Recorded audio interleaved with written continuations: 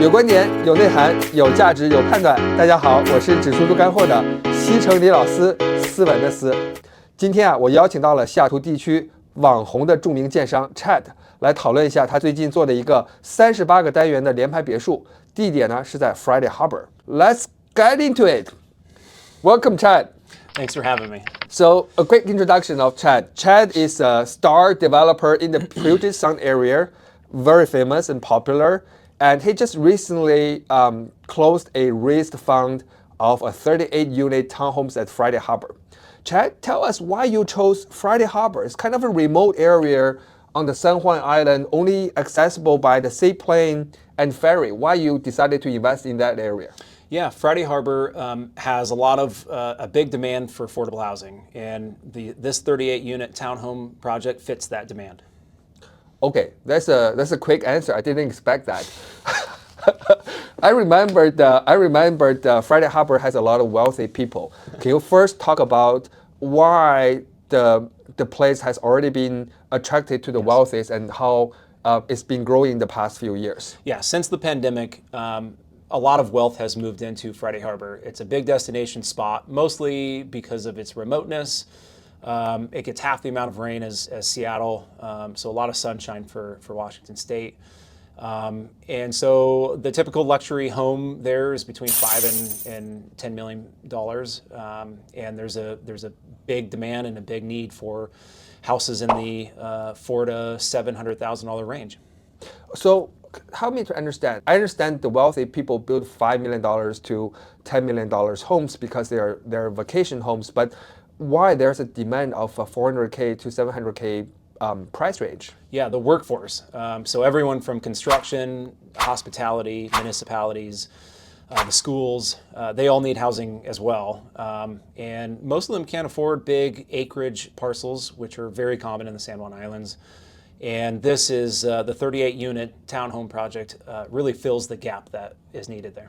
So if I understand you correctly, there are workforces like the blue-collar workers who are working for the wealthy classes in the islands. Yes. If I understand correctly, there are only 2,800 people who live there permanently, and these are the people who serve the needs of the wealthy and the tourists over there. Yeah, correct. Tourists as well. It's a big economy factor.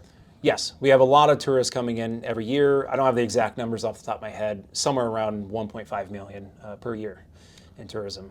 Yeah, Friday Harbor is actually one of the top destinations of Washington State. So people who come to Washington State for the Pacific Northwest definitely would go there and spend a weekend over there. Yeah. But tell me more about the construction workers there. How expensive it is to construct a house over there compared to Seattle because of the shortage of the workforces? Yeah, well, it's double the price as Seattle. So Seattle prices, typically you could build in the $250 to $350 per foot range. In Seattle, or in Friday Harbor, it's double that. So very expensive. Okay, so how do you achieve the annualized return of 125% while the labor cost is so high on the island? Easy, modular process. Modular process is manufacturing a home in a warehouse in a different location, and this one specifically is in Idaho. We'll be bringing over the houses via truck and assembling on site. So they'll arrive at 95% complete. So we have very low amount of labor needed in the assembly once on site. Does that mean that you're leveraging the low-cost labors at Idaho and to build that on the Friday Harbor because the Friday Harbor has much higher labor cost? That is exactly what we're doing. Okay, so let's say if we're building something remotely at Idaho, what kind of permits do I need to get this rolling? Because I know modular home has been a hot topic and a lot of people has been trying to build houses in China and move them over to the US. Why they couldn't do that, but you're able to do this? It's a great question. So there's two different levels of permitting. You have your land use development permits in Washington, and then you have building permits.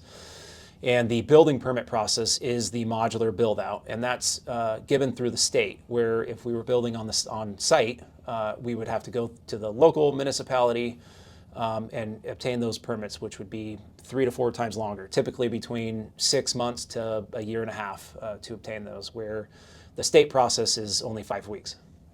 Oh, you're basically saying if I build a house in Idaho and ship it over to Washington State and assembling that, the process, although it's going to be a lot faster in building process, but the way to get a permit only takes about short time. Oh, actually, you don't need a permit. You don't need a city permit to do that. You only need the Washington State permit to do that. Nope. To be exact, we'll need a land use permit and a foundation and clearing permit locally. The rest is all through the state.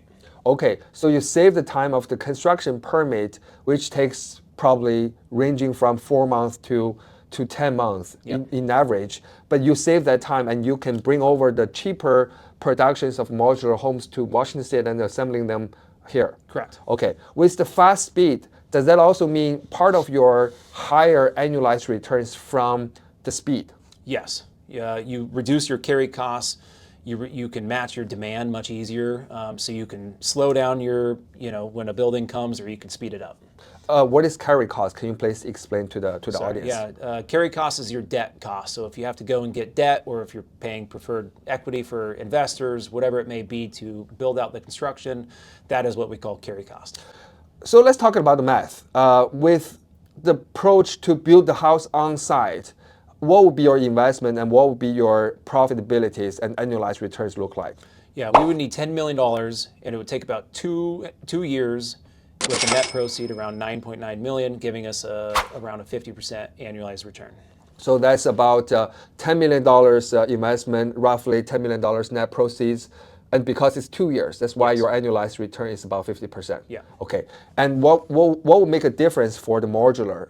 What would the math look like? Yeah, the modular is much faster, so it would take around a year to a year and a half, with yielding a 300% annualized return. So we would need $2.2 million in debt, $2.2 million in equity to obtain that 300% annualized return.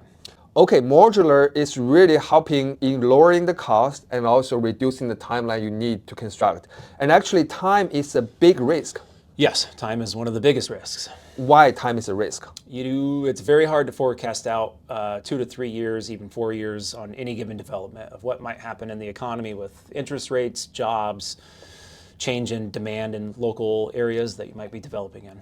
Okay, so really the modular approach shortens the time period you need, and also it will help to reduce the risk, reduce the cost of the labors. Yeah, okay. It shortens your forecasting time frame to be more of a current forecast. Can you tell us the recent updates of the project? What stage are you at? Right now we have put in building permits to the state. We have begun the local permitting process with what's called a PRD long plat, and getting our clearing and foundation permits going. That's good. So basically, when are you projecting to have this project finished? We were projecting this to be finished by June of 2026. Okay. So the Guard Street project is very attractive, and actually I am one of your investors. Yeah. I call him the deal hunter. And could you please explain how you consistently find the best deals out there, and how do you do your due diligence? Yeah, well, a lot of investors underestimate title companies, and I have very close relationships with quite a few title companies that can really help find great deals and shifts in different properties. And how many deals do you come across on your table every day? Oh man, probably 2 to 3 a day, I would say. So you do the quick analysis, but how many do you end up doing after analyzing all of this 300 to 600 deals a year? 1 a month. You do 1 a month. Yeah. Okay. And can you tell me more about the ways that you work with the governments to source the deals? Because when we had the conversation last time with the UGA topic, the urban growth area, Yeah. you talked about how you found this deal through a local hearing. Just tell us more about that. Sure, yeah, I follow different zoning code changes. So for this specific deal in Friday Harbor, this was originally a commercial property where I just followed the change in the application that was put in from the previous owner to change the zoning into multifamily. And once that has been changed from the zonings from the commercial to the multi-family, what does that mean? Well, it means typically you're going to be able to find a pretty good deal. Because the city wants the densities to address the shortage of the homes, right? Yes, the city is they don't typically change zoning unless they very much want something. So whether it's the town council or the public, everyone typically really wants that project. Okay, what about the due diligence process? What kind of due diligence process do you do for the deals you analyze? You mentioned you come across with 300 to 600 deals a year, Yeah. but you only end up with 12 deals that you'll be implemented. Yeah, well, usually I start with a quick analysis of whatever it might cost to do whatever it is on that property, find the exit for it.